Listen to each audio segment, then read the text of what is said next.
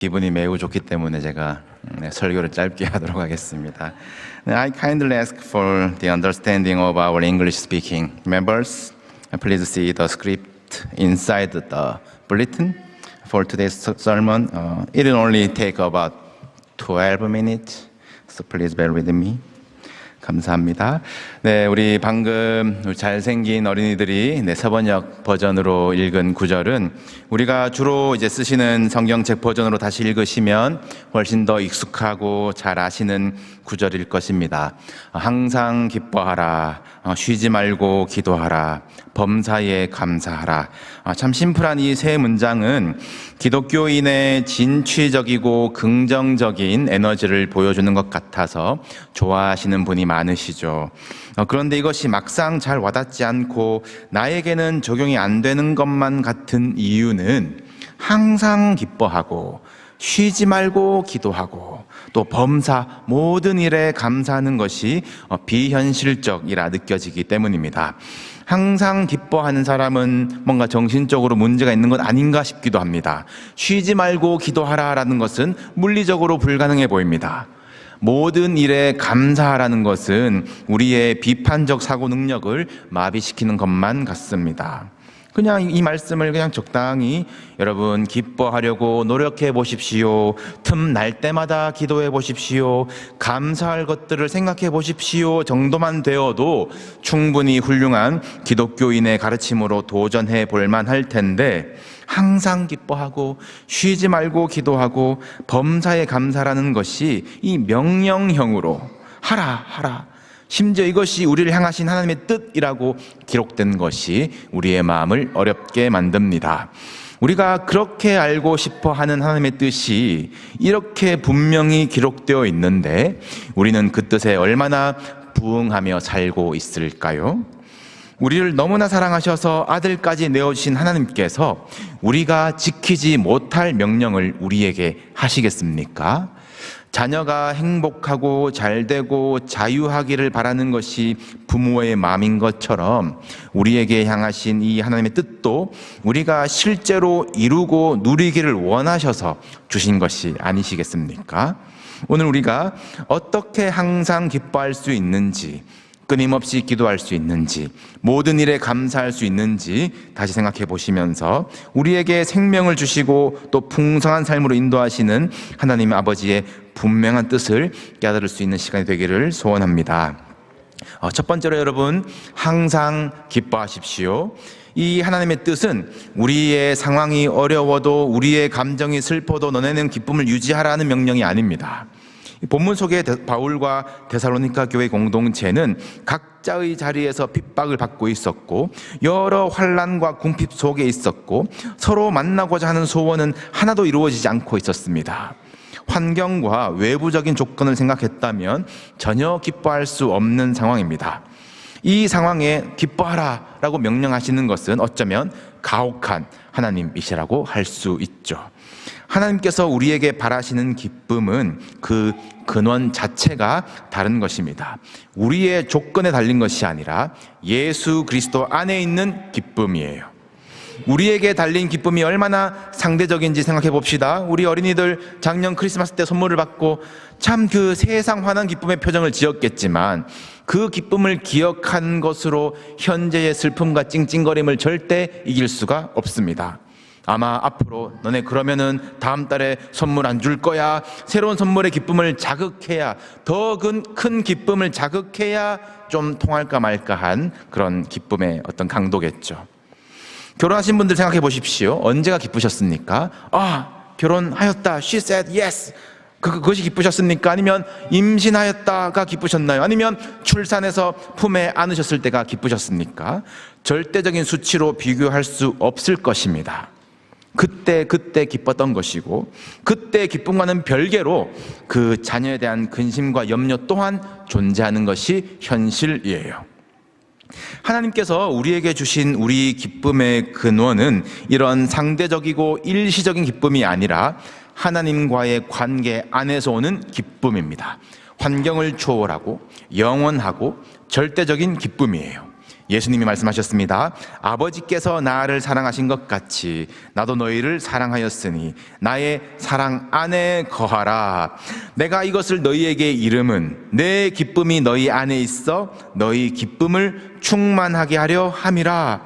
우리의 기쁨이 아니라 주님이 근원 되시는 기쁨이 우리 안에 있으면 우리 기쁨이 충만해집니다.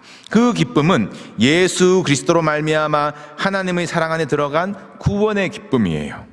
여러분, 슬플 때는 슬퍼하십시오. 우는 자와 함께 우십시오. 상황과 조건에 따라 일희일비하며 살아가는 인생 속에서 우리 보고 그냥 항상 무조건 기뻐하라는 명령이 아닙니다. 구원의 기쁨은 우리의 상황과 조건에 따라 탈락하는 것이 아니라 항상 우리에게 있다. 하나님의 사랑은 항상 우리를 향하신다라는 것이 우리를 향하신 하나님의 뜻입니다. 그 기쁨을 빼앗기지 않으시기를 주님의 이름으로 축복합니다. 우리를 향하신 하나님의 뜻 두 번째는 끊임없이 기도하라입니다. 듣자마자 너무 부담스러운 명령입니다. 여러분, 얼마나 길게 기도하실 수 있으십니까? 얼마나 꾸준히 기도하실 수 있으신가요? 유창하게 기도했다 싶어 눈 뜨면 한 5분 지나 있을까요?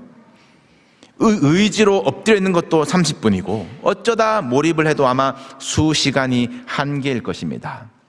매일의 습관을 만들어 보려고 해도 이것이 기계적인 것은 아닐까 괜히 영적이지 않게 느껴집니다. 첫 번째 뜻, 그 기쁨이 하나님과의 관계에서 오는 것이라면 기도는 하나님과의 관계 그 자체입니다. 기도가 관계라면 우리의 기도도 좀 바뀌어야 되겠지요. 우리 아이들이 옹알이 같은 소리를 낼 때에 저는 그것이 무슨 뜻인지 알아들으려고 했습니다. 물 그렇게 버릇없이 말할 때에도 그 원하는 것을 들어주려고 했습니다. 그러나 조금씩 자랄수록 아빠에게 공손히 부탁하는 방법, 그리고 아빠가 어떨 때 좋아하고 어떨 때 화내고 무서운지를 알기를 저는 기대해 가고 있고, 또 언젠가는 아들과 아버지로서 진중한 대화를 할 날을 기대하면서 저도 준비를 하고 있습니다. 이것이 인격적인 대화겠죠. 하나님과의 기도도 마찬가지 아니겠습니까? 우리가 원하는 것만 쏟아놓고 일어서는 일방적인 말을 하는 것은 아닐 것입니다. 하나님은 무엇을 하시는지 듣는 시간도 대화이고 관계이고 기도입니다. 그래서 끊임없이 기도하는 것이란 내 모든 순간을 하나님께서 다 듣고 계신다, 내 모든 순간에 하나님은 말하고 계신다라는 그 관계를 말하는 것이에요. 여러분, 오늘도 나 오늘 숨 쉬어야 되겠다 의식하고 숨 쉰 사람이 있을까요? 자기 의지로는 심호흡을 하는 것이죠. 심호흡을 하면서 마음을 가다듬는 것이고, 일상의 호흡은 쉬지 않고 되어가는 것입니다. 기도도 영적인 호흡이에요. 기도해야지 작정하는 것은 우리의 영적 심호흡이고, 이미 우리의 일상의 모든 순간순간이 끊임없이 기도로 드려지고 있다는 것을 기억하시기를 바랍니다. 하나님이 들으신다라고 생각하고 말하고, 하나님이 다 보고 계신다, 듣고 계신다 믿으면서 평안하시기를 부탁드립니다. 여러분들, 끊임없이 기도하라. 이것은 우리의 모든 순간에 기도가 필요 없는 순간은 없다라는 것을 가르쳐 줍니다. 하나님과의 관계 속에서 매 순간을 살아가시면서 이 기도의 유익, 이 호흡의 유익, 이 호흡의 생명력, 그 인격적인 관계에서 오는 그 풍성한 삶을 누리시기를 주님의 이름으로 축복합니다. 우리를 향하신 하나님의 뜻 세 번째는 모든 일에 감사하라입니다.